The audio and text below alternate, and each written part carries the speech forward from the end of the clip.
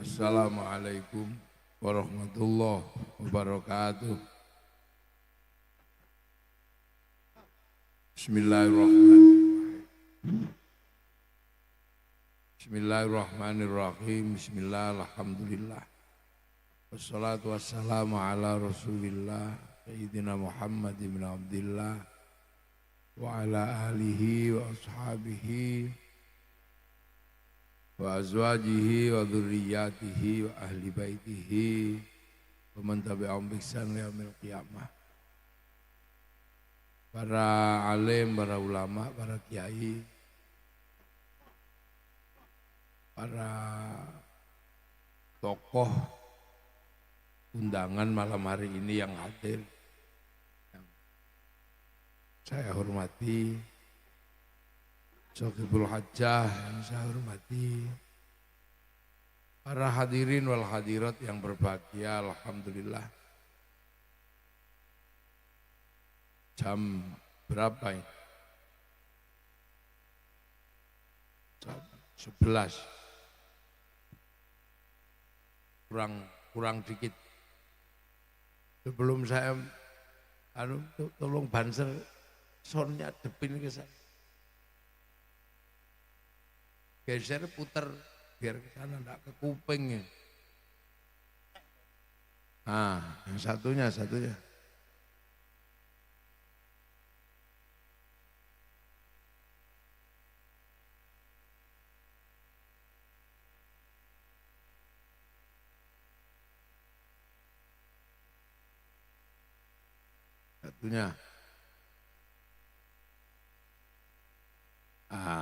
Ini kan enggak ke kuping ya.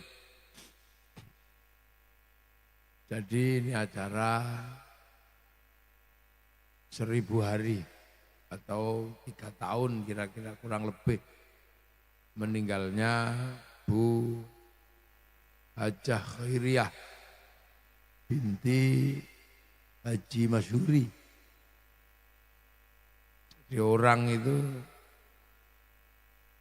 datang dan pergi udah biasa. Ada yang datangnya awal, ya perginya lebih awal biasanya. Datang yang lebih dulu, ya perginya lebih dulu. Karena ada 3 hal ya.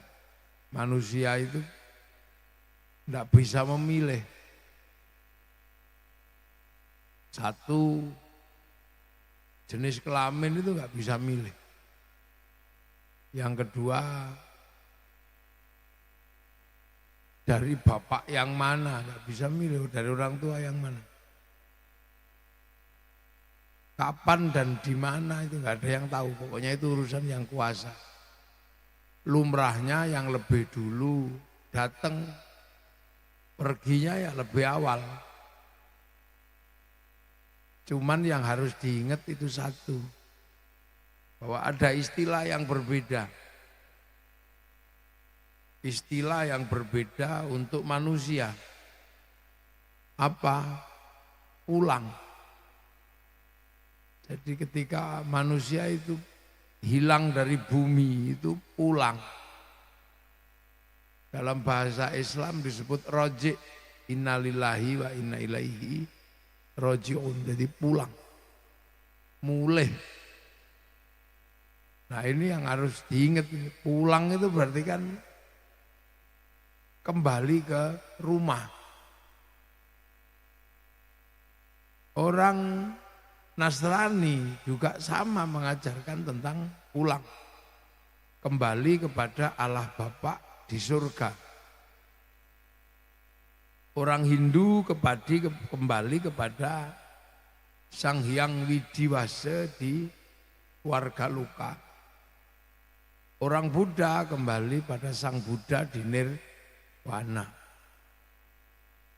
Orang Yahudi mengajarkan kembali kepada Yahweh di surga. Jadi manusia ini jenisnya ini beda, pulang.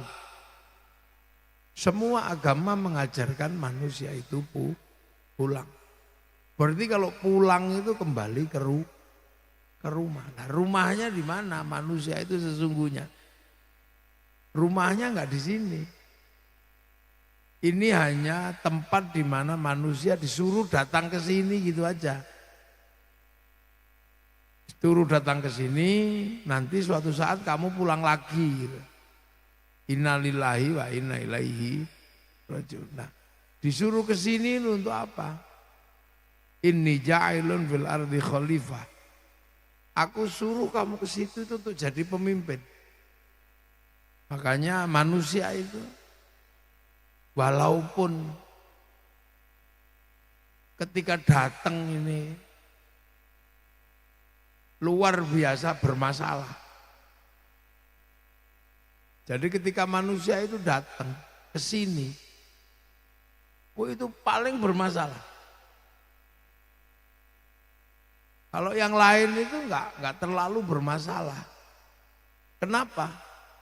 Karena yang lain itu asli penduduk sini, kayak sapi, kayak kambing, kayak mentok itu asli, makanya enggak terlalu bermasalah.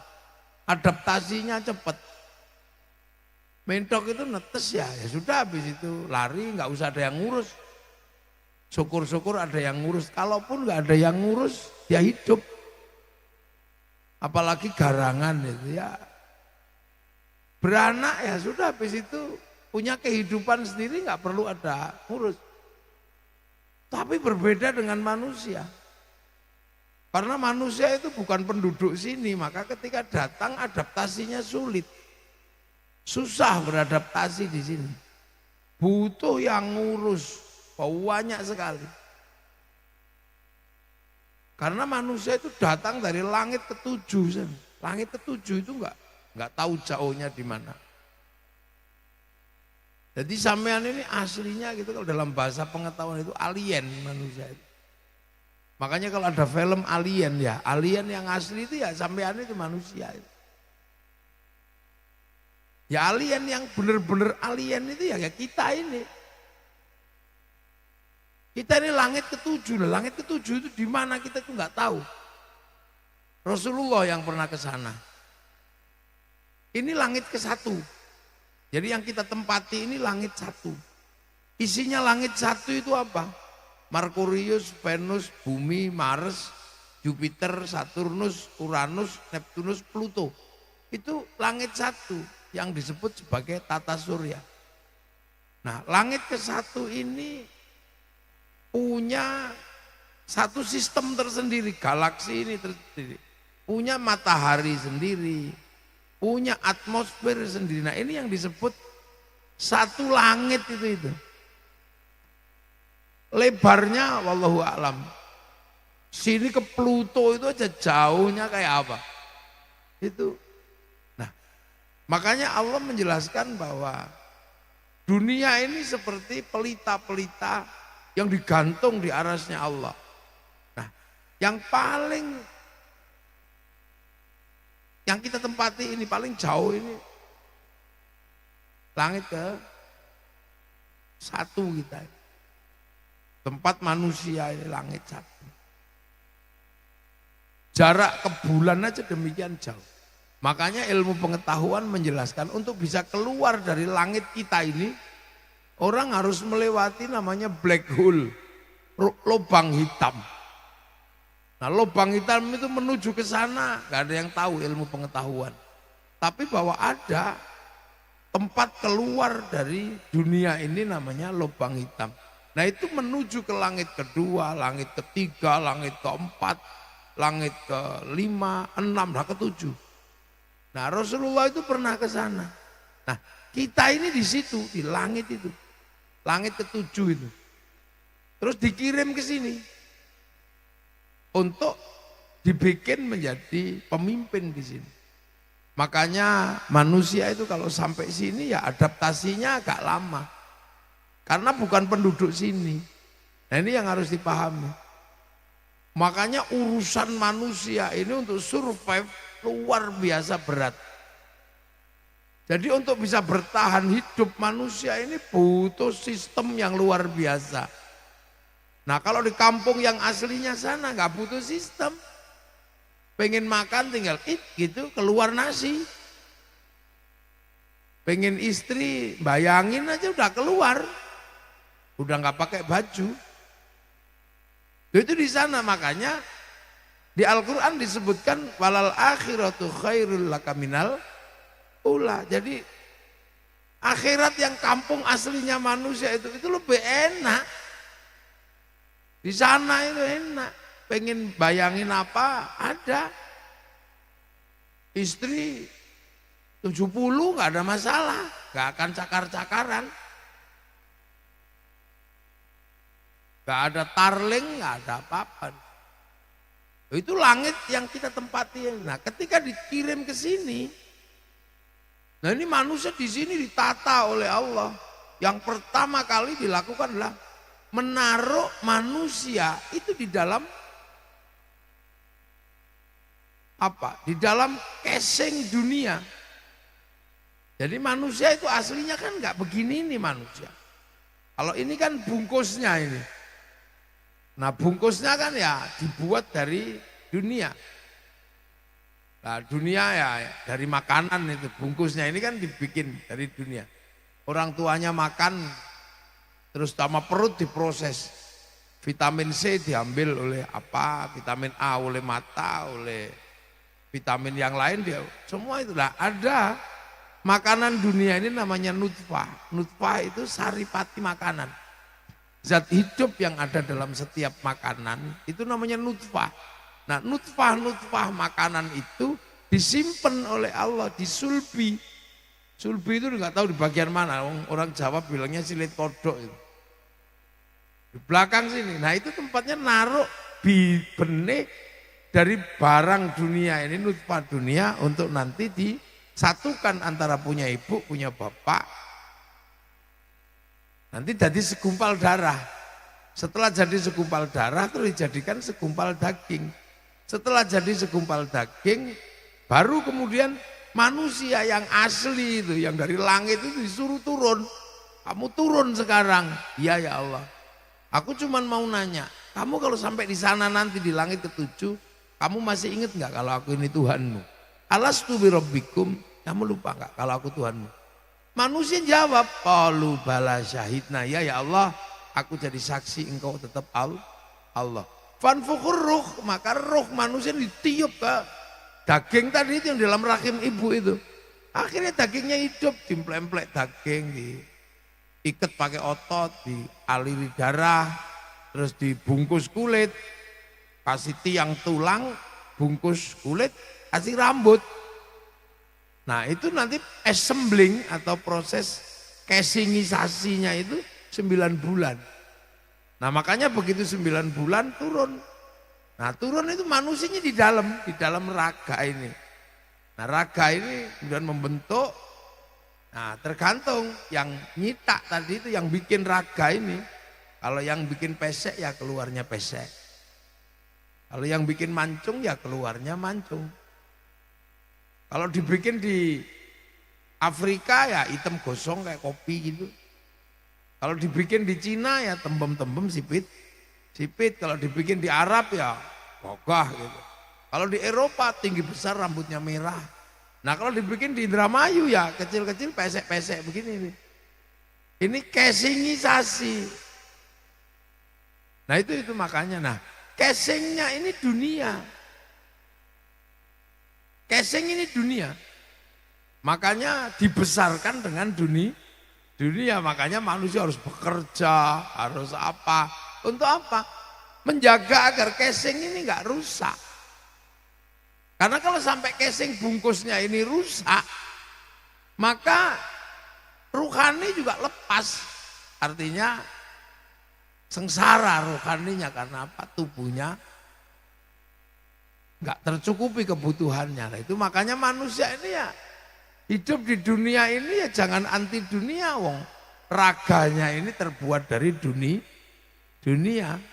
Makanya ya kerja butuh tubuh butuh pakaian, tangan butuh perhiasan, butuh rumah, butuh apa.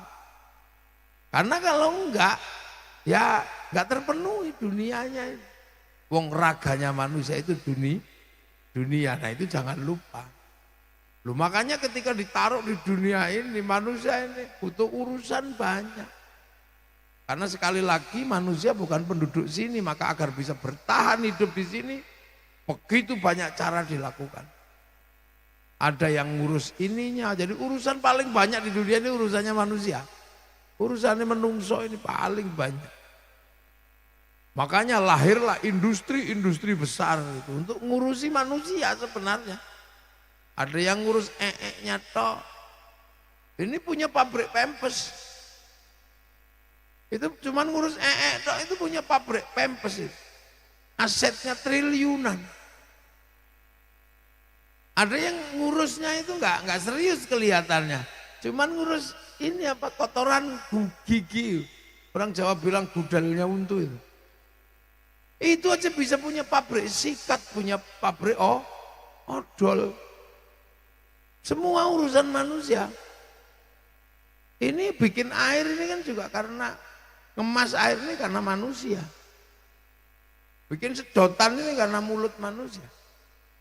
Bikin mic ini karena ngurusi kupingnya manusia.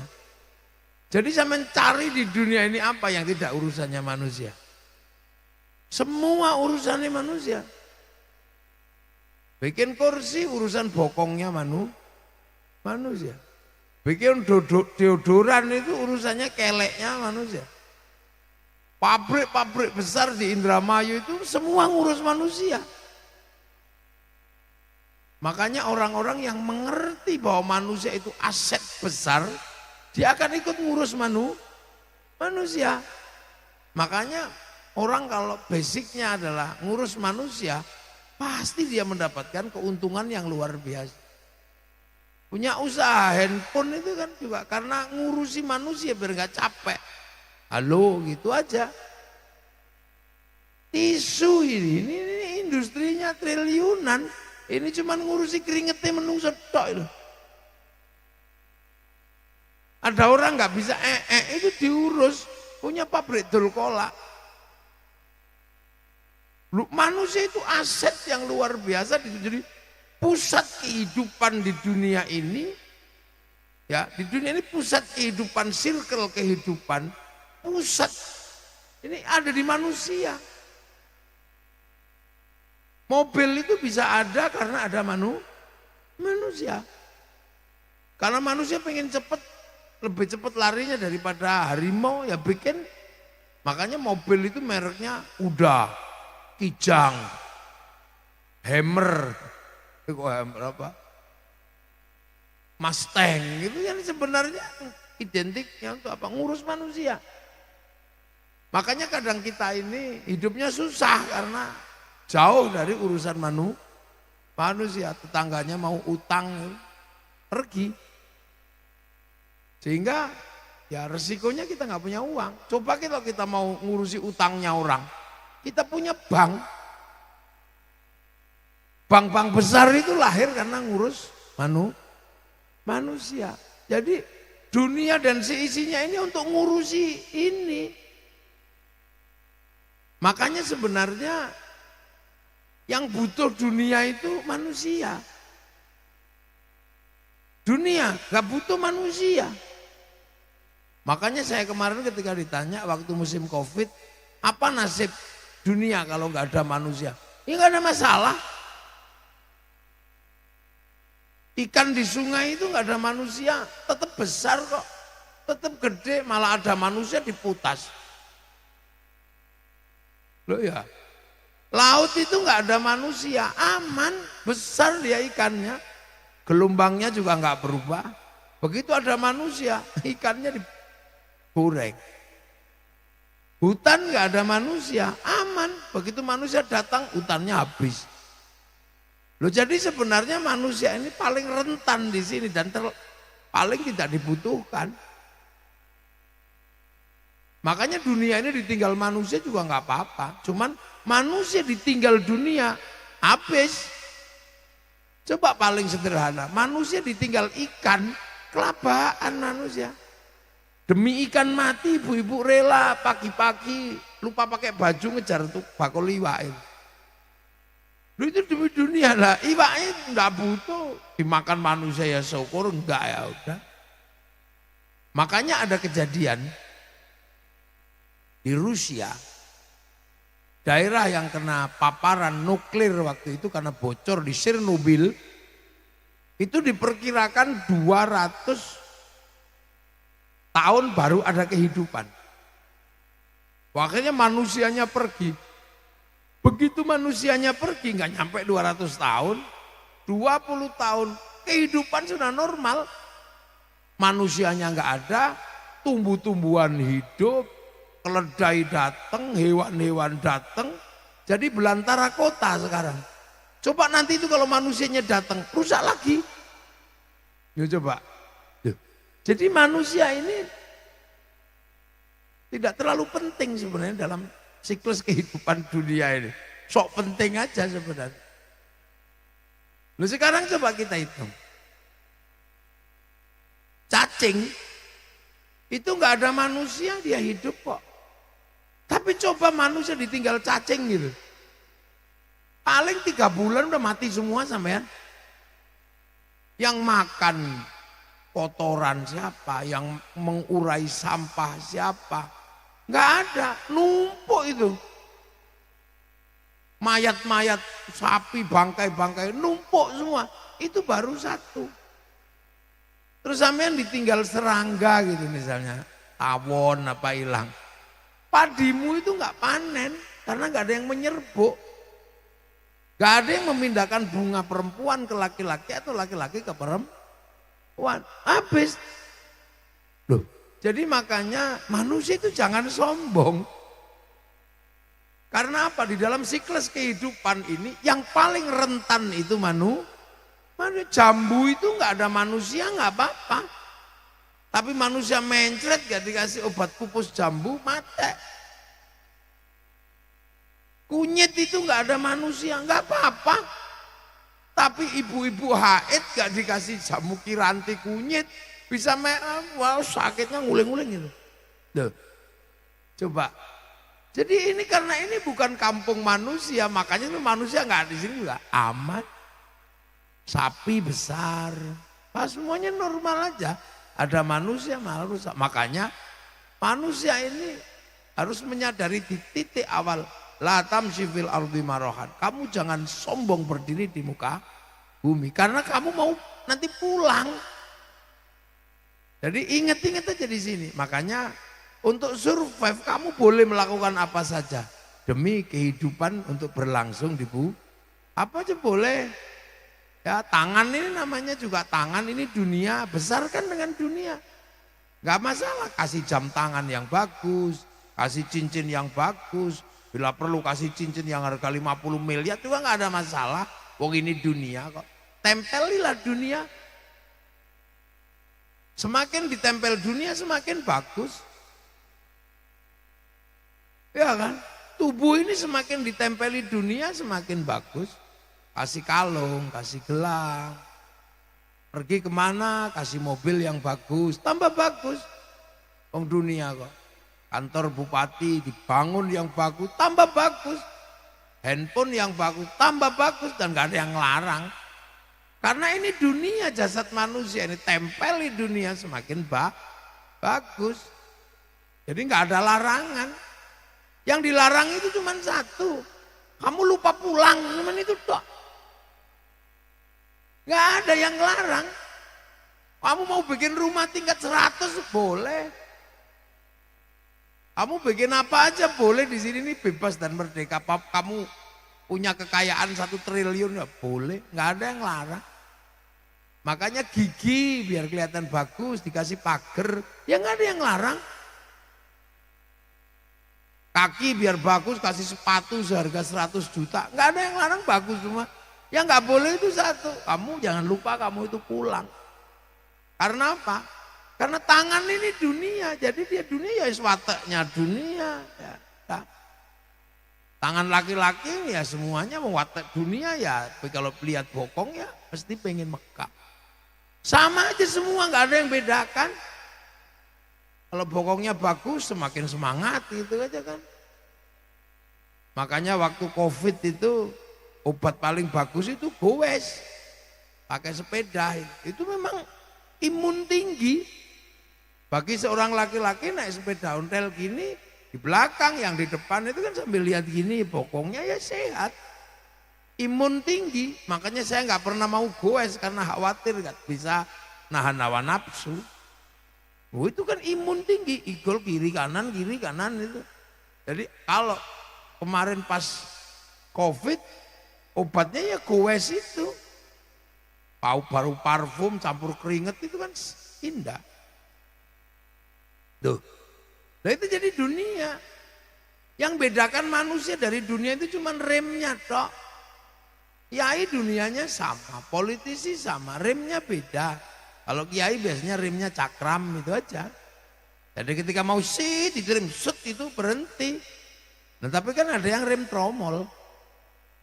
Kampasin tek kanibal. Lah itu. Makanya ketika di sini nggak bisa. Makanya manusia jangan lupa kamu pulang. Nah pulang itu kemana? Ya kembali ke sana.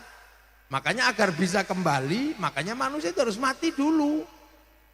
Karena kalau nggak mati ya gimana cara pulangnya? Apa raga manusia kuat melewati atmosfer, menembus black hole? Ya nggak kuat. Makanya orang sampai sekarang berdebat. Apakah Rasulullah Isra Mi'raj itu ruhnya saja atau beserta jasadnya?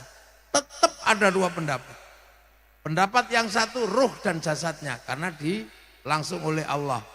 Tapi ada juga yang enggak mungkin karena jasad manusia enggak bisa melewati atmosfer. Jasad manusia ini melewati atmosfer, ya protol. Wong kena aspal aja benjut. Siapa enggak bayangin, itu pesawat untuk sampai rembulan itu butuh cangkang kapsul berapa lapis itu. Melewati atmosfer pecah, atmosfer lagi pecah lagi. Sampai nanti di angkasa itu baru naik dalam kapsul itu. Lah itu kalau raganya manusia dipakai melewati atmosfer, ya protol sampean. Gitu. Beset semua, wong cuman gini aja. Dengan kecepatan gitu melewati lubang hitam apalagi melewati black hole. Kita di ketinggian 3.000, 4.000 meter aja udah katuan tubuh nggak kuat udah gitu. Lah apalagi melewati itu, makanya kematian itu disebut dha'iqatul maut, yang hidup ngerasakno. Karena apa? Kalau orang dipateni lebih susah lagi sampean. Makanya kematian perpisahan antara jasad dengan roh itu karena Rahman Rahimnya Allah. Karena belas kasih Allah. Karena kalau enggak menungso terus ngelewati wah dah protol teman. Beset terus karek ragangane tok. Iki kan lucu kayak film apa? Film Ghost ini. Nah itu. Karena nggak mungkin. Nah itulah makanya manusia itu harus dilepas dulu. Nah, untuk sampai ke sana nanti orang akan ketemu dengan kebiasaan langit.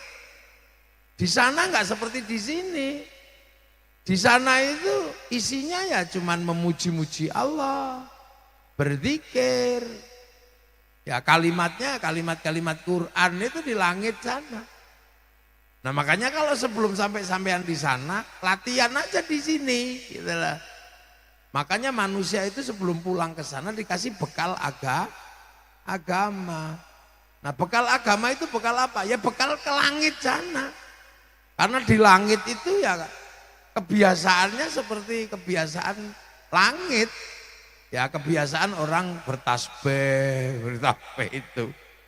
Ini kan sebenarnya ceritanya kan sama orang mau pergi ke Korea itu. Di training dulu bahasa Korea, kebudayaan Korea. Biar nanti kalau sampai sana, sampai Korea, kita ini sudah terbiasa dengan budaya di sana. Karena kalau kita sampai di sana terus kita nggak punya kebiasaan sana, nggak ngerti kebiasaan sana, orang sana pasti bilang, oh ini pasti pendatang ilegal. Begitu pendatang ilegal dideportasi sama ya. Makanya kalau itu kan sebenarnya apa sih tujuannya manusia beribadah itu? Agar nanti kalau sampai sana tidak dideportasi sama malaikat gitu kan, karena iki kok sampai akhirat sembayang ora ngerti. Plongo gitu. Oh, ini berarti bukan penduduk surga, ini penduduk neraka, kamu pindah ke situ. Itu aja. Lo kan sama toh manusia itu. Tadi saya ceritakan kan hampir sama dengan syuting itu. Syuting itu kan ngerekam saya. Tapi kan seluruh rekamannya itu kan ditaruh di memori. Nanti ketika selesai ngerekam itu syutingnya dibanting nggak ada masalah, dibakar juga nggak ada masalah. Yang penting memorinya masih ada, rekamannya masih utuh. Kan sama kayak gitu, manusia kan juga sama. Sama kayak handphone tuh manusia itu. Ada casingnya, ada kartunya. Kartunya hidup karena terhubung dengan satelit. Maka kartu itu bisa ngerekam apa saja yang dilakukan oleh handphone. Jejak digitalnya ada. Manusia juga sama. Casingnya ini menjadi tempat untuk menaruh roh. Roh itu didaftarkan dulu di Lauhil Mahfud. Sama kan di atas sana. Cloudnya Allah itu. Harddisk besar catatannya Allah kan di langit kan namanya Lauhil Mahfud. Nah itu manusia didaftarkan dulu di situ. Makanya raga manusia ini melakukan apapun terhubung dengan Lauhil Mahfud. Makanya manusia melakukan apapun ada catatannya. Karena apa? Ininya nyawanya terhubung sana, kayak handphone itu melakukan apapun terhubung dengan di sana. Makanya paketan-paketannya kan ada.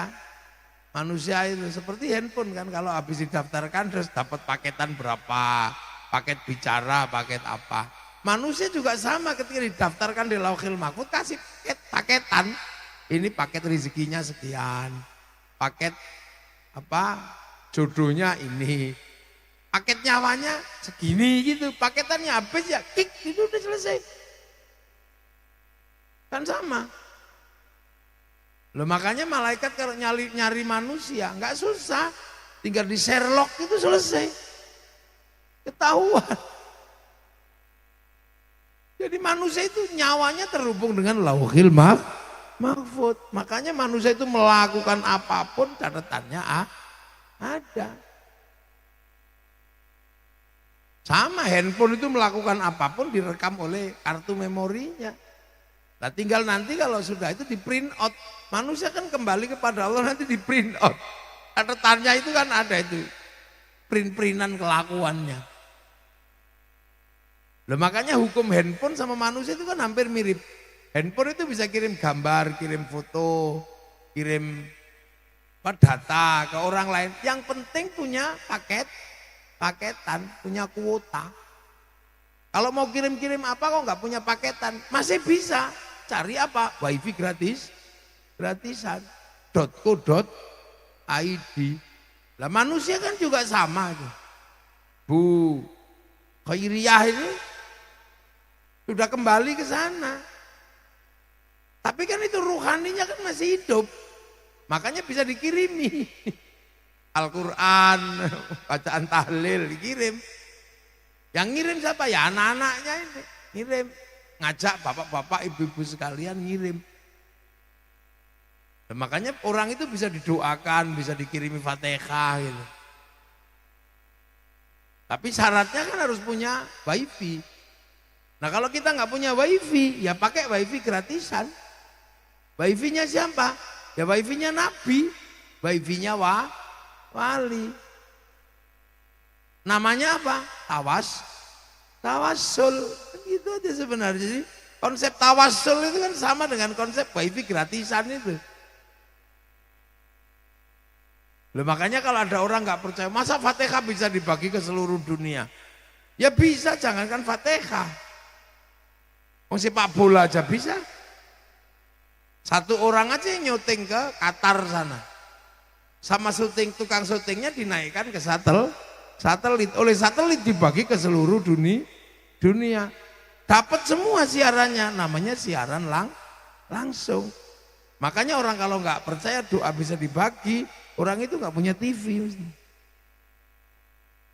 Jadi kan kita sebenarnya, jadi konsepnya kan hampir sama. Itu namanya tawasul. Lah, kenapa Nabi Wali kok bisa punya wifi? Yang download, browsing, cari paketan. Qalu rabbunallah, tsumma istaqamu tatanazzalu alaihimul malaikah alla takhafu wala takzanu. Jadi kalau rabbunallah tsumma istaqamu, ada yang 6 tahun, ya Allah, ya Allah, ya Allah. Itu download sebenarnya. Browsing Lauhil Mahfuz sana. Ada yang Syekh Abdul Qadir sampai 25 tahun. Rasulullah 15 tahun naik turun ke Hira, cari browsing. Makanya punya wifi besar. Pemancarnya ya itu makom-makom, petilasan-petilasan itu pemancar tempat mencari wifi. Kalau dalam bahasa anak sekarang.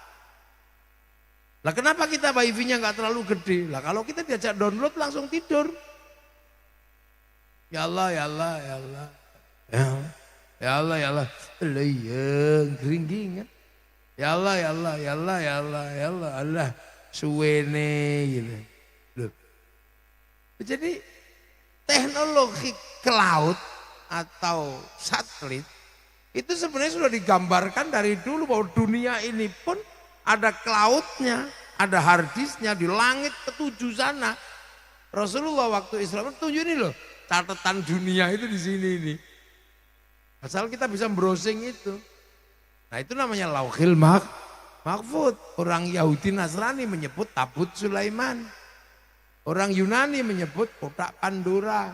Nah kalau orang Jepang menyebut kantong Doraemon. Itu makanya zaman jangan macam-macam. Handphone kenapa bisa dilihat digitalnya secara keseluruhan? Karena terhubung dengan satelit. Manusia juga terhubung dengan Lauhil Mahfuz. Maka pekerjaan tangan, pekerjaan ketahuan. Makanya ruhani kalau balik, itu yang kalau bisa rekamannya jangan jelek. Karena tubuh ini tugasnya kasih asupan rekaman. Gitu. Nah agar nggak jelek gitu. Ya cari rekaman yang bagus. Nah makanya kita diajari agar punya rekaman bagus, hawa nafsu harus dikendalikan. Karena nafsu itu pastilah ammaratun bisu. Pasti ngejak yang jelek. Nah kalau jelek rekamannya nggak pernah bagus. Makanya kita diajarkan bikin rekaman bagus dengan la illallah, la illallah, zikir. Kepala karena nggak bisa bunyi, diajak gedek-gedek. Tangan karena nggak bisa bunyi dikasih pegangan tasbih. Bokong nggak bisa bunyi suruh duduk. Nanti kalau udah terbiasa pasti bagus, nafsunya turun, rekamannya bagus. Kepalanya dok itu subhanallah, ya rekamannya Allah. Tapi kalau nggak pernah dilihat dok wedus, ya rekamannya wedus. Tangan megang barang panas subhanallah. Kuping denger suami ngorok, alhamdulillah. Tanpa tak tengok saya masih tahu dia masih hidup. Nah itu tugasnya kasih rekaman. Loh makanya orang kalau nafsunya udah kendor, rekamannya pasti bagus. Mata, lihat tetangganya beli TV, alhamdulillah. Tapi kalau rekamannya jelek, kredit, ya rekamannya kredit. Nanti begitu di print out sama Allah, loh kok ada kreditnya ini apa? Sandal hilang gitu, masya Allah, rekamannya Allah. Nah tapi kalau saudara wedus gitu, ya rekamannya wedus. Nanti ketika di print out, ya keluar wedusnya. Wedusnya dipanggil, dus kenapa kamu ada dalam rekamannya orang itu? Iya ya Allah, saya pernah dituduh nyuri sendal sama dia. Padahal kan dia tahu seumur-umur gak ada kambing kok nyuri sendal. Loh, rekamannya itu. Sama kan, manusia kan gak jauh beda dengan padi, gak jauh beda dengan pisang. Yang ditunggu oleh padi itu apa? Ya beras. Tapi ketika di sawah kecil ya yang dilihat pohon padi. Pohon padinya dimakan ular aja disemprot-semprot, jangan sampai rusak. Sampai nanti begitu tumbuh, padinya keluar ya sudah. Yang ditunggu itu padinya, berasnya itu, bukan pohonnya. Sama dengan manusia, kalau masih kecil ya tubuhnya yang dilihat, tapi begitu udah tua yang dicari apa? Ya kelakuannya, buah hidupnya.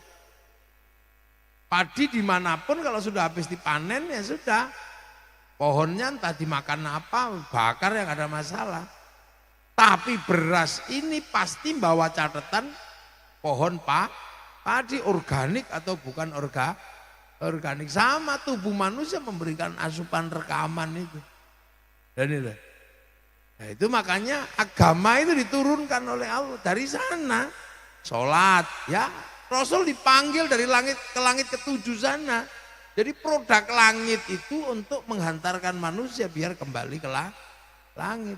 Quran ya dari sana juga. Bal huwa Qur'anum Majid fi lauhim mahfuz ya dari sana. Downloadan Quran itu.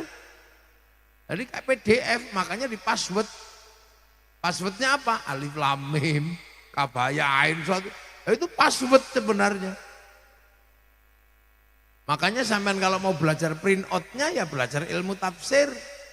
Tapi kalau mau belajar coding algoritmanya ya sampean belajar huruf-hurufnya. Rumusnya bukan alif ba ta, tapi abjadun hawazun. Kitabnya ya bukan tafsir Jalalain, kitabnya ya kitab coding. Apa? Ya di situ ada Al-Aufaq, Syamsul Ma'arif, Mamba Usulul Hikmah. Itu kitab coding kalau dalam bahasa anak sekarang. Nah makanya orang kalau belajar print out-nya pasti ribut karena tafsirnya macam-macam. Tapi kalau tahu codingnya, orang tahu isinya Al-Quran itu apa. Makanya ulama-ulama dulu menemukan isi Quran itu variasinya banyak. Karena apa? Ngerti codingnya. Coba sekarang. Nah itu Quran itu dipassword sama Allah. Alif Lam Mim, Kaf Ha Ya Ain Shad, Alif Lam Ra, Kaf Ha Ya Ain Sin Qaf, Ha Mim Ain Sin Qaf, Kaf Ha Ya Ain Shad. Di password di. Nah, makanya kalau mau belajar passwordnya ya pakai coding, algoritmanya beda. Nah itulah. Jadi agama ini untuk ruh kembali ke sana. Cuman ruh ini bertempat di jasad. Makanya manusia nggak bisa macam-macam dalam urusan ini. Agama yang ditempatkan di dalam tubuh manusia ini butuh dunia karena tubuh dunia. Makanya ketika urusan dunia nggak bisa dipisah. Ini agama, ini dunia nggak bisa. Wong tubuh manusia itu dunia. Kiai ngajarin sholat bisa. Tapi sholat itu nutup aurat. Nah, tutup aurat itu kain. Kain itu punyanya pabrik. Pabrik kain itu dilalap punyanya Cina. Makanya Kiai jangan suka ngamuk sama Cina. Karena Cinanya pergi, Kiai ini utuh. Loh inilah makanya dunia itu begitu. Orang enggak bisa terus sok-sokan. Ini enggak dunia. Sholat itu wudu. Wudu itu air. Wudunya yang merintah kiai, airnya yang ngurus siapa? Mas Pion. Karena air itu diurus pipa sama sanyo. Makanya saya jangan anti industri. Karena apa? Sholat itu butuh industri pipa sama sanyo. Sholat itu di masjid. Masjid itu butuh dunia. Karena apa? Ada tanahnya, urusannya BPN sama negara. Begitu bikin masjid, ada pasir, ada semen, ada besi, ada batu. Nah semen dan batu dan besinya ini Krakatau setil sama pabrik semen yang lain. Jadi manusia nggak bisa. Pergi haji sekarang di Indonesia nggak bisa kalau nggak lewat bank. Karena apa? Pilotnya nggak mau menerima UNH. Makanya sampean jangan anti bank, karena kalau anti bank sampean nggak jadi berangkat haji. Begitu berangkat diserahkan sama pesawat, yang ngurus siapa? Ya Boeing Airbus, itu pesawatnya orang Yahudi. Lah Kiai kalau Yahudi matiin semua, renang kita. Toko balongan. Tuh. Jadi itu dunia, makanya kiai-kiai itu kan nggak perlu haram, enggak. Nah itu Pak Satya itu karena problem itu. Ya itu dunia, makanya orang tidak bisa anti dunia. Makanya ketika agama dan dunia ya disatukan, bagaimana? Manusia ini bisa memegang agama tapi bisa saling berbagi. Loh, makanya dunia ini harus tertib dan terjaga itu di situ. Jadi problem utamanya itu adalah ini dunia. Dan dunia itu nggak pernah bisa berdiri sendiri. Pasti berbagi-bagi yang lain. Bahkan agama pun ketika di dunia ini harus berbagi. Makanya Rasulullah ketika menyampaikan agama itu sederhana. Mayyuridillahu bi khairan yufaqihu fiddin. Siapa yang dikehendaki menjadi baik oleh Allah dikasih ngerti urusan agama. Lah khairannya di situ nakiro. Khairan itu kalau nakiro maknanya khairan kamilan, kebaikan yang sempurna. Baik sempurna itu bukan milik manusia, itu milik Allah. Makanya kalau ada manusia baik pasti nggak sempurna itu kan rumus. Pengajian malam hari ini baik apa enggak? Nah kalau pengajian malam ini baik pasti. Terus yang paling baik siapa? Ya pasti kiainya. Ditunggu sampai jam segini makanannya banyak karena orang baik. Tapi saya nggak boleh ngaku paling baik karena saya terlihat baik di sini karena diundang sama itu. Diundang saya, kalau nggak diundang ya nggak ketahuan saya di sini. Mana mungkin saya di sini mau nggak diundang kok pidato di sini dimarahi sama yang punya hajat. Nah kalau gitu saya terlihat baik karena diundang. Nah sekarang pertanyaannya, yang baik saya apa yang undang? Ya kalau bagi yang ya baik yang undang ya. Bagi saya lah, kalau saya nggak datang pengajianmu juga jelek. Loh itu baik baru 2 udah masalah. Apalagi kalau yang lain ikut-ikutan, yang baik ya kami kiai. Lah kenapa? Mau datang. Kalau nggak ada yang datang ini nggak ada orangnya sih, bukan pengajian. Ini deleming. Loh, semua terlibat dalam kebaikan ini. Kata tukang son nih, saya yang baik kiai. Lah kenapa? Sonnya nggak tak matiin. Dan dipateni karena tukang son kan harus spray ini. Yang baik ya kami kiai yang masang tenda sehingga hangat enak. Nah iya, kalau nggak ada tendanya kan pengajiannya juga kurang bagus. Nah sementara yang masang tenda kayak gini biasanya juga sembayangnya nggak terlalu rajin. Ya sama kan, yang masang lampu. Semua kebaikan itu nggak pernah berdiri sendiri karena dunia ini nggak pernah independen. Makanya orang makan aja doanya Allahumma barik lana. Kenapa bukan barikli? Ya karena makanan itu bareng-bareng. Yang nanam siapa, yang bikin pupuk siapa, yang bikin seleb siapa, kompor gasnya siapa yang bikin, semuanya bareng-bareng. Gak ada yang independen. Gitu kan. Nah orang makanan enak kan ada bumbu. Bumbu yang nanam kunyit, yang nanam merica siapa kita juga nggak tahu. Apalagi menjadi enak karena dikasih garam. Garam kan bikinannya orang pantai itu. Sampai yang tahu waktu bikin garam itu nggak kencing ditambahnya.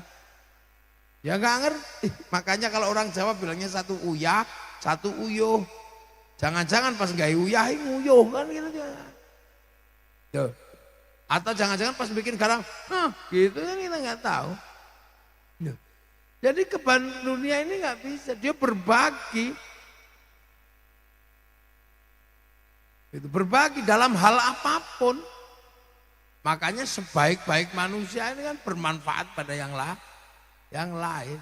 Karena apa? Pasti nggak ada manusia itu independen, nggak ada, nggak bisa.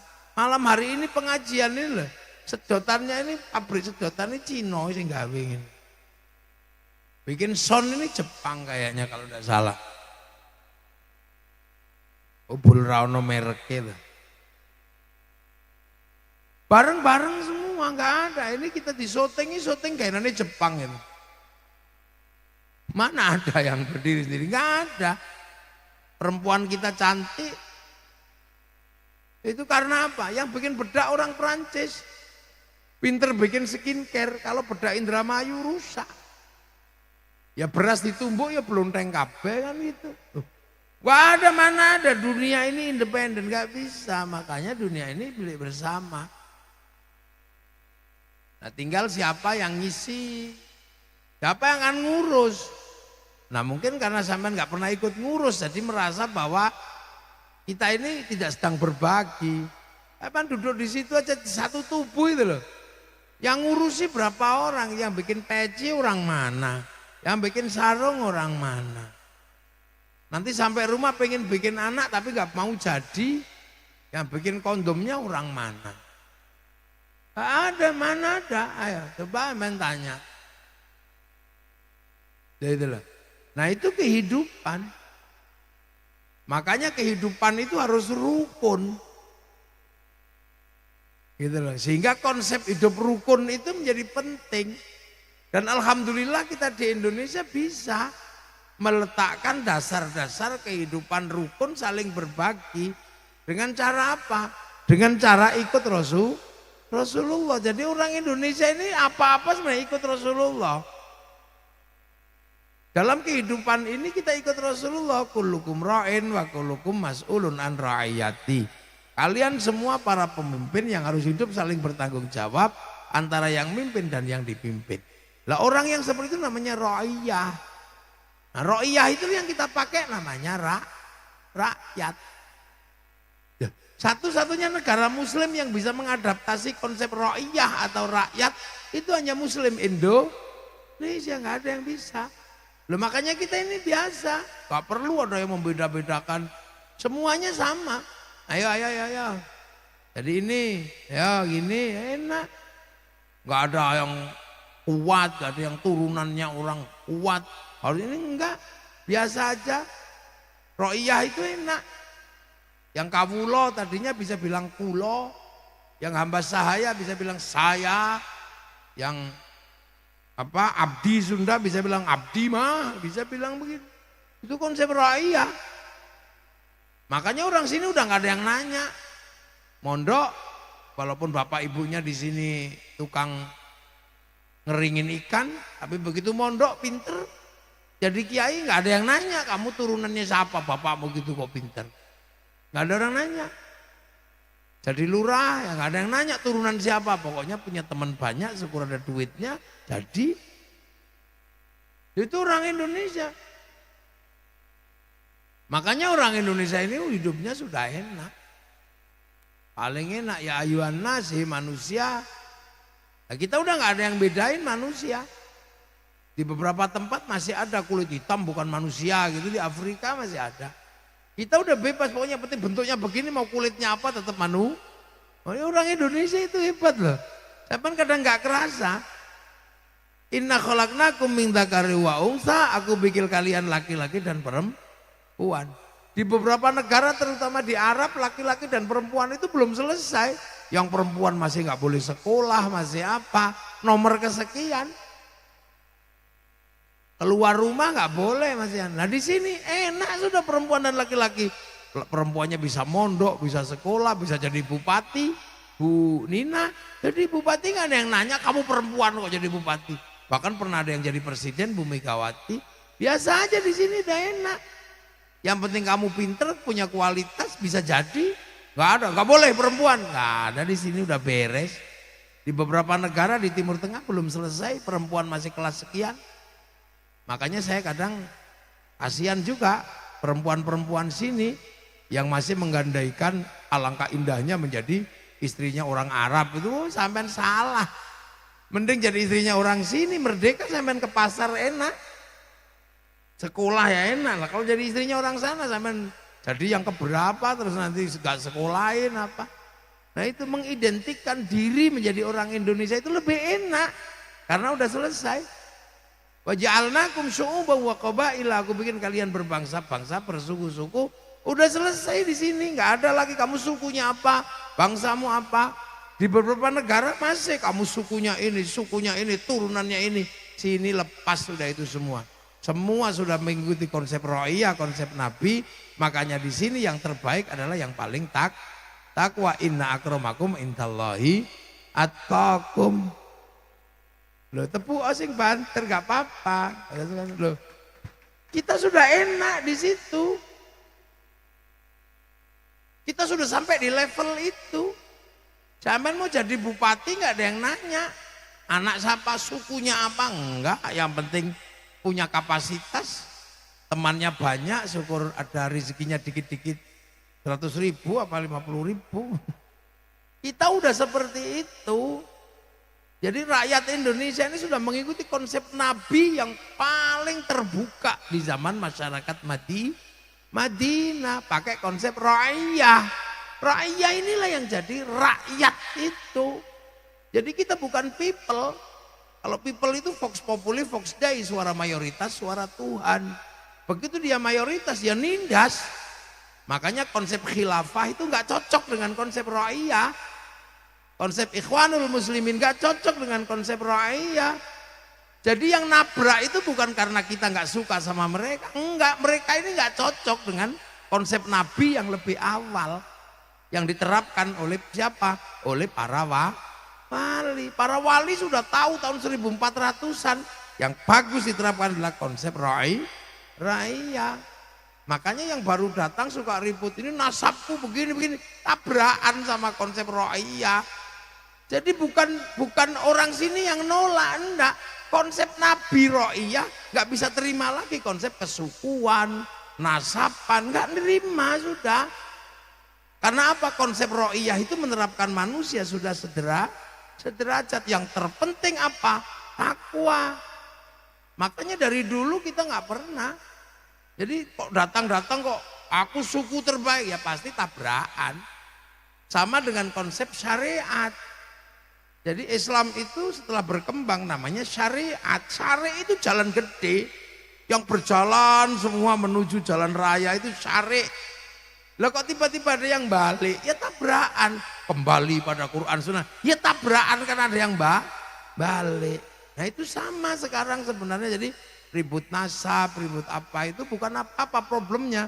Problemnya nabrak konsep Rasulullah yang sudah diterapkan di Indonesia. Sama orang baru datang bawa bendera, tulisannya la ilaha illallah. Nggak usah ditolak juga tabrakan. Karena apa? Ini baru datang bawa bendera. Sementara yang di sini lebih awal la ilaha illallah sudah jadi tahlilan. La ilaha illallah itu sudah jadi wiritan, sudah jadi rutinitas harian. La ilaha illallah, la ilaha illallah. Ini baru bawa bendera ini kan telat dia datangnya, makanya jadi gitu. 1400 sudah diterapkan konsep ra'iyah. Kullukum ra'in wa kullukum mas'ulun an ra'iyati. Makanya ra'iyah ini kalau ngumpul namanya musyarakah. Musyarakah itu terjadi persekutuan antar ra'iyah, saling melengkapi, saling tanggung jawab.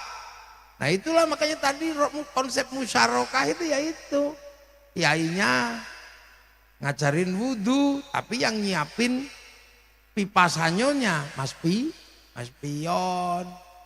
Kiai beli mobil, yang nyiapkan mobilnya orang Jepang, yang nyiapin bensinnya orang balongan. Ya nggak bisa, makanya orang nggak bisa, itu konsep musyarakah yang orang sini menyebut masyarakat. Jadi kita ini sudah sangat maju sebenarnya di dalam konsep Islam. Makanya yang masih ke belakang mundur-mundur itu ini nabrak dengan konsep yang lebih maju.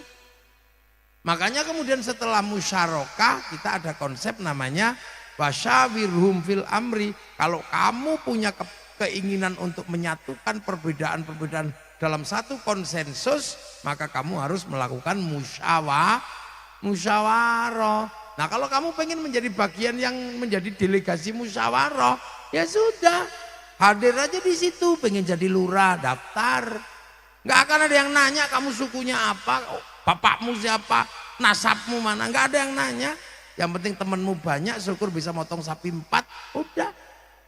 Jadi kalaupun ada yang kasih uang, namanya aja yang beda. Kalau dikasih orang biasa uang bensin, kalau dikasih kiai namanya bisyarah. Kalau dikasih bangunan namanya sumbangan. Jadi konsepnya gede itu sebenarnya. Makanya musyawarah mau jadi DPR nggak ada masalah. Kamu anak siapa? Anak babu nggak ada masalah. Yang penting kamu daftar, kamu punya kompetensi, bisa jadi. Udah nggak ribut, kamu turunan siapa nggak boleh. Oh, itu sudah lewat. Itu konsep kuno yang belum selesai. Masih waja'alnakum syu'uban wa qabaila, belum lita'arafu. Nah, kita udah lewat. Kita sudah inna akramakum indallahi atqakum, orang-orang yang mulia ya orang yang paling takwa. Nah, yang nata itu semua dulu para wali. Makanya teritorinya Ra'iyah disebut wilayah. Nah, wilayah itu artinya daerahnya para wali. Nah, wali-wali itulah yang memperjuangkan kita ini semua. Itu. Nah, wali-wali itu sekarang di mana? Ya sudah meninggal. Tapi meninggalnya wali-wali yang disabilillah, yang disebut di dalam Al-Qur'an. Siapa? La taqulu liman yuqtalu fi sabilillahi amwat bal ahyaun. Orang-orang yang melandasi kehidupan kita hari ini adalah orang-orang yang berjuang, yang berjasa. Nah, orang-orang yang berjuang, yang berjasa itu disebut sabilillah. Lah, sabilillah itu kalau mati itu enggak mati, masih hidup. Bal ahyaun, masih hidup mereka di sisi Allah. Makanya karena orang-orang ini masih hidup, ya kamu jangan sembrono sama orang-orang ini. Apalagi ganti makamnya, nggak boleh. Karena ini masih hidup. Jadi jangan melanggar ketentuan Allah. Sabilillah itu bal ahyaun. Kamu kalau nggak ngerti walakil la yas'urun, ya udah aku nggak ngerti. Tapi kalau sabilillah itu jelas di situ adalah orang-orang yang dikasih rezeki sama Allah. Ya sudah di situ kamu terusin aja. Bal ahyaun inda rabbihim yurzakun. Makanya orang yang ngurusi orang-orang yang itu kebagian kecepretan rizki. Loh, ini konsep yang luar biasa. Gitu loh. Nah, musyawarah ini meningkat secara vertikal menjadi apa? Kesepakatan bernegara. Lah, bernegara itulah yang akhirnya dari ro'iyah yang berbeda-beda, dari sistem musyarakah, dari sistem musyawarah, kemudian dari teritori wilayah, bikin kesepakatan NKRI, Negara Kesatuan Republik Indonesia. Loh, makanya NKRI itu susunan yang pertama apa? Ketuhanan. Jadi orang Indonesia belum pernah menempatkan Tuhan di kelas 2, selalu kelas 1. Ketuhanan. Itu artinya apa? Ya orang yang dekat dengan Tuhan aja, yang kelas 1, semua sama di hadapan Allah. Inna akramakum indallahi atqakum. Strukturnya ditulis kerakyatan yang dipimpin oleh hikmat kebijaksanaan dalam permusyawaratan perwakilan. Loh, artinya konsep wilayah dan NKRI itu adalah konsep halal secara syar'i bagi orang Indonesia untuk membentuk apa? Membentuk wahadzal baladil amin. Untuk apa baladil amin itu? Menjamin manusia. Yang di situ disebut laqad khalaqnal insana fi ahsani taqwim. Tapi manusia akan rusak rodatnau asfala safilin kecuali amanu wa amilus sholihat. Lah, amanu wa amilus sholihat itu yang menjamin agama. Manusia yang baik dijamin, agama yang baik dijamin. Yang jamin siapa? Ya wahadzal baladil amin, keamanan bangsa dan negara. Kan mulanya kan watini wazaitun wa turi sinin wa hadzal baladil amin, demi buah tin simbol Nabi Nuh, wazaitun Nabi Isa Nabi Ibrahim, wa turi sinin Nabi Musa. Lah, Nabi Muhammad itu simbolnya apa? Baladil amin, keamanan bangsa dan negara. Loh, ini kan gimana kita bacanya sih kadang orang-orang itu negeri togut. Sing togut itu kamu, bukan negeri ini. Gitulah ya. Loh, makanya di situ indah. Nah, konsep baladil amin ini tercipta. Akhirnya apa? Manusia terjaga, agama terjaga lah, tinggal kita rawat secara bersama-sama. Maka konsepnya adalah ketuhanan ini bisa nggak merawat kerakyatan, merawat musyawarah, merawat keadilan, bisa nggak? Ya cara satu-satunya cara ya apa? Merawat Samaan, makanya kiai itu bagaimana agama itu selalu ngerawat kebersamaan.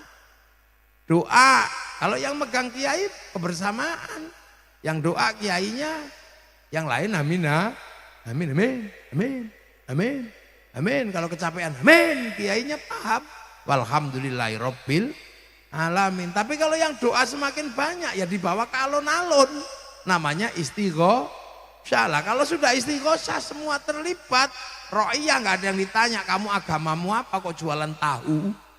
Kamu agamamu apa kok jualan pelembungan? Roda ekonomi berputar, kerukunan terjaga. Nah yang lain nggak bisa, bid'ah. Akhirnya doanya sendiri-sendiri. Agama tidak lagi menopang kebersamaan ro'iyah, musyawarah dan musyarakah. Nah itu makanya kiai ini jelas di situ statusnya, keberpihakannya kepada kebersamaan ada. Orang meninggal, ya meninggal gitu aja. Tapi di tangan para kiai meninggalnya seseorang menjadi alat merukunkan kebersamaan 3 hari, 4 hari sampai ini khol kayak begini. Ini adalah mekanisme sosial. Di situ ada social engineering, ada knowledge engineering. Untuk apa? Menjaga agar keutuhan NKRI ini terjaga. Makanya ngumpulin orang segini rukun. Ada yang ziarah ke makam para wali, bis pariwisata laku. Ya kan, elep laku, sampai di makam para wali jual nasi juga laku. Jual katok laku, sampai copet bisa hidup di makam para wali. Ini kan mekanisme sosial yang luar biasa. Sehingga kerukunan itu terjaga. Di dalam kuburan ya enak, la ilaha illallah, la ilaha illallah. Habis belum selesai, rombongan satu lagi datang. Sallallahu ala Muhammad. Ini belum selesai, rombongan satu bis lagi udah datang. Ibadallah rijalallah aghithuna li ajalillah awakunu nana lillah azanaqallah bifadlillah. Ini belum selesai, ada datang ila kadratin nabil mustafa mukamatin sholallahul fatihah rukun. Terakhir ada satu lagi yang datang masuk ke makam, dikira copet karena sendirian. Pas dilihat banser, ternyata apa? Buka jaket isinya speaker. Rombongan dari Indramayu ditunggu di base. Yang mana ya? Ya rukun loh. Nah itu loh, itu makanya sistem kerukunan kayak gini dijaga. Keamanan bangsa dan negara. Begitu orang ziarah menghasilkan kerukunan. Nah itu loh, jadi konsep ro'iyah itu menjamin itu semua. Loh, makanya kita jalan. Itu. Nah itu kalau itu nggak selesai, ya nggak ada keamanan negara juga rusak. Saya kabar terakhir dapat dari Ethiopia. Ethiopia itu kan langganan kelaparan karena perang antar suku nggak selesai. Sekarang dipimpin oleh presiden yang mendapatkan Nobel perdamaian, yang pertama kali ditekankan apa? Kerukunan. Sehingga sekarang dengan kerukunan belum 20 tahun Ethiopia bangkit menjadi negara yang sangat makmur di Afrika. Kampungnya Bilal bin Rabah, orang bisa nyaman kemana-mana. Tapi orang yang masih suka ribut, suka apa, sudah enak jadi rusak. Libya, Suriah, Yaman, ribut aja ya, nggak maju-maju itu. Makanya sampean hati-hati dengan orang yang suka bikin udah. Itu sebenarnya adalah orang yang belum menyelesaikan konsep ra'iyah. Dan di dalam konsep ra'iyah tidak bisa menerima orang seperti itu. Lama-lama juga selesai dengan sendirinya. Itu konsep hidup itu ya. Loh, jadi makanya kita jaga NKRI dengan cara apapun. Ini meninggalnya Bu Khairiyah masih menjadi bagian dari alat pemersatu bangsa. Lah ini loh, jadi orang meninggal pun itu jadi alat bagaimana kita bisa merukunkan orang. Semakin banyak yang datang, sedekahnya semakin banyak. Loh itu akhirnya kita rukun. Loh makanya pusat kerukunan yang dibangun oleh para kiai ini juga nggak murah gitu lah.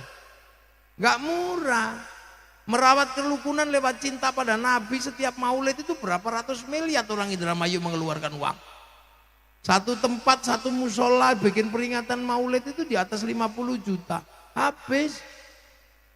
Satu bulan maulid itu dihitung aja, misalnya sekali-sekali lah diverifikasi. Pakai akuntabilitas publik yang bagus. Akuntabel gitu ya. Saulan mulut itu Indramayu ngeluarin uang untuk mulutan itu berapa ratus miliar. Setiap kampung, setiap musola. Itu belum nanti belum nanti muharroman. Belum nanti itu semua dikeluarkan. Dibiayai oleh masyarakat sendiri. Jadi agama di Indonesia terbiayai. Loh, makanya kita indah dengan konsep itu. Makanya jangan terlalu gegabah. Seolah-olah kita sedang memperjuangkan harkat Rasulullah, ternyata malah tabrakan dengan konsep Rasulullah yang sudah tertanam di bumi Indonesia. Itulah. Jadi bukan apa-apa, misalnya sekarang ada ribut nasab kami lah ya, Indonesia itu melewati fase itu, Mas. Itu fase dulu para raja yang jelas-jelas berkuasa saja, sekarang sudah tahta untuk rakyat. Para raja-raja besar di Indonesia, Raja Mataram, Raja Cirebon, Raja apa, itu lebih kuat kedudukannya karena mengikuti konsep ro'iyah, hidup setara bersama masyarakat yang lain. Lah kok kamu malah bikin aneh-aneh, ya pasti konslet nanti lama-lama. Jadi yang menolak bukan masyarakat personal, tapi sistem gede yang sudah berlaku di Indonesia sudah nggak menerima konsep begitu. Udah lewat fasenya. Makanya di Timur Tengah nggak selesai, di Afrika nggak selesai. Nah bagi yang nggak selesai itu resikonya jelas. Karena apa? Mengganggu kesepakatan baladil amin, keamanan bangsa dan negara. Makanya bagi kiai jadi polisi sah, jadi tentara sah, jadi siapa aja boleh jadi bupati sah. Jadi jangan terlalu mengatakan yang dekat dengan kekuasaan ulama su. Itu kamu nggak ngerti konsep hidup berbangsa dan bernegara dalam konsep NKRI.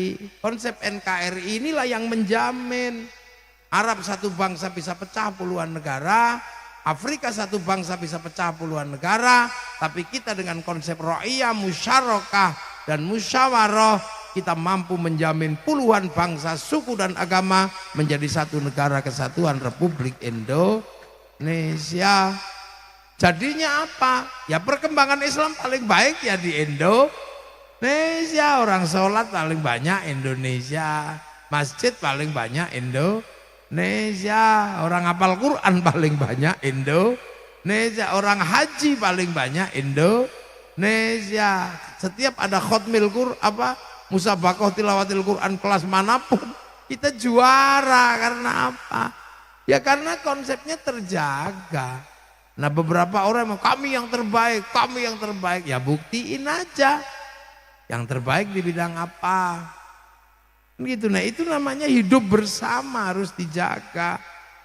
Rasulullah nggak pernah terus kemudian aku begitu. Konsep ro'iyah disepakati, hidup bersama, saling setara di depan hukum, depan konstitusi. Perbedaan agama lakum dinukum waliyadin, perbedaan kelakuan lana a'maluna walakum a'malukum. Rasulullah tegas mengatakan, lau anna Fatimah binti syarakat laqata'tu yadaha. Seandainya Fatimah anakku ini kok mencuri, pasti ku potong tangannya. Setara, enggak kok terus kemudian beda-beda. Nah konsep ro'iyah itu. Nah kita ini menggunakan konsep ro'iyah. Satu-satunya negara muslim yang sanggup menerapkan konsep ro'iyah untuk warga bangsanya hanya Muslim Indonesia. Dan kita nggak sedang main-main, ditulis betul itu dalam landasan negara kerakyatan yang dipimpin oleh hikmat, kebijaksanaan dalam permusyawaratan perwakilan. Jadi agama dan dunia ditata di Nusantara. Tinggal sekarang sampean lakukan apa yang diperintahkan agama. Untuk apa? Bekal pulang. Jangan sampai sana terus longak-longok, nggak ngerti pekerjaan orang langit oleh malaikat dikira pendatang haram, dianggap ilegal. Wah ini ilegal, yang lain takbir, tahmid, ini longok gitu, wah ini ilegal, ya dipindah ke neraka sampean. Jadi makanya, loh kalau Allah sendiri kan juga nggak butuh kan, wah gitu, selawat itu ya kita di sini selawat kepada Nabi, karena nanti kalau sampai sana paling Nabi oh ini selawatan, oh ya ini umatku. Yang di mana itu? Oh yang di Indramayu misalnya kan tahu. Kan gitu. Yang ya Rasulullah salamun alik deneng. Oh itu dari mana? Indramayu yang Nabi paling kan gitu. Yang ya Nabi salam alaika ya Rasul salam alaika. Ini dari mana ini? Oh ini dari Jawa yang Nabi. Ya Rasulullah salamun alaihi. Dari mana? Sunda ya Rasul. Itu lagu apa? Es lilin, mendingan gitu. Jadi indah. Kita semua mengalami itu nanti fase itu. Makanya kita ini kalau bisa jangan lupa jalanin iman, Islam, ya ketentuan apa jalanin karena nanti di sana itu ya pekerjaannya nih pekerjaan langit itu ya orang-orang yang seperti sekarang diajarkan itu sholat, itu rekaman sholat diputar, kok gak begitu, gak ada rekamannya, wah ini pendatang haram gak pernah training ini kan gitu, wah ini kan gak pernah training, ya udah gak sholat lagi di sana, tapi kan rekaman, oh ini gak pernah, ini gak bisa dipekerjakan di Korea, ini gak pernah tryout di LPK Korea. Bahasa Al-Quran nggak bisa ya berarti ini nggak pernah tryout ini, jadi nggak bisa di sini, udah sana aja di neraka sana. Bukan paketan sama tinggal paket aja, paket hemat apa paket irit gitu aja. Sholat kalau paket komplit ya 5 kali sehari, kalau hemat ya seminggu sekali Jumatan, kalau paket irit ya setahun sekali lebar. Yang penting daftarnya masih ada, syahadatnya nggak hilang. Quran ya monggo sampean kalau mau 30 juz ya grosir. Kalau mau ngecer ya Yasin. Tokonya juga ada mereknya Yasinan. Kalau mau kolhu eceran paling kecil ya itu ya tahlilan. Kalau mau paling irit ada. Kalau dipanggil suaminya jawab nun itu sudah paling irit. Lo kan paketnya monggo lo itu kan bebas. Sebenarnya sampean yang penting sana catatannya nggak hilang, registrasinya nggak berubah gitu. Tetap mengakui Allah adalah apa? Pemilik kehidupan dunia dan akhirat kan gitu. Apa insya Allah. Ini kan persaksian sebenarnya. Malam hari ini berarti Bu Khairiyah ini ya persaksiannya apa? Meninggalkan keturunan yang tetap berada di jalan Allah. Buktinya ngundang kiai, ngundang selawatan, sampai harus mengeluarkan uang yang banyak demi apa? Bersedekah untuk siapa? Membuatkan kesenangan buat kita agar apa? Semua kesenangan itu kembali kepada amal yang akan kita jadikan landasan kembali kepada Bu Khairiyah idkhalus surur sedekah. Ya itulah. Jadi keindahan ini dicontoh. Makanya sampean nyontoh nanti syukur-syukur bisa seperti ini semua keluarga di Indramayu. Makanya tak doakan semua diberi kelimpahan rezeki, ya keberkahan rezeki. Jangan kemudian pelit, orang tua mati jangan utang. Orang tua nggak boleh memberatkan. Jangan gitu, wong kamu lahir juga orang tua utang. Apalagi yang sesar orang tua sampai utang, bayar SPP juga utang. Anak pengen motor dikreditkan utang lah, orang tua ketika kita lahir utang, ya ketika orang tua kita mati kalau bisa utang ya diutangkan untuk ya mendoakan itulah. Saya doakan semua dalam lindungan Allah, dalam ridho Allah, diberi kelancaran rezeki, keberkahan rezeki, kesolehan anak cucu kita nanti sampai di hari kiamat membawa iman, dan Indramayu tetap berada dalam kemakmurannya. Al-Fatihah. Ghairil maghdubi alaihim waladdallin. Amin. Bismillahirrahmanirrahim. Alhamdulillahirabbil alamin. hamdan na'imin hamdan syakirin hamdan yuwafi ni'ama yukafi'u mazidah. Ya Rabbana lakal hamdu kama yanbaghi li jalali wajhikal karim wa 'azimi sultanik. Allahumma khtim lana bil iman, Allahumma khtim lana bil khair, Allahumma khtim lana min qawli la ilaha illallah Muhammadur Rasulullah wa husnul khatimah. Allahumma nawwir qulubana bi nuri hatiqa kama nadhuru syamsika abadan abada.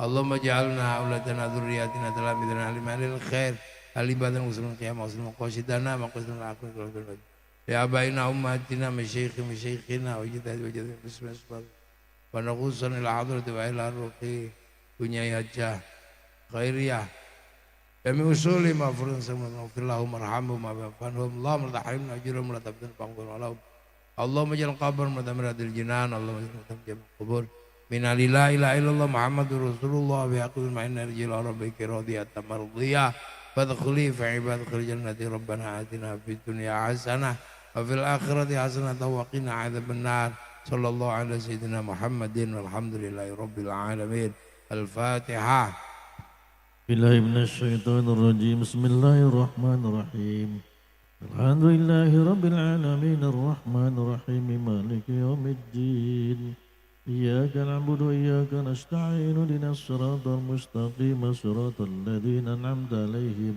غير المغضوب عليهم ولا الضالين اللهم صل وسلم وبارك عليه وعلى آله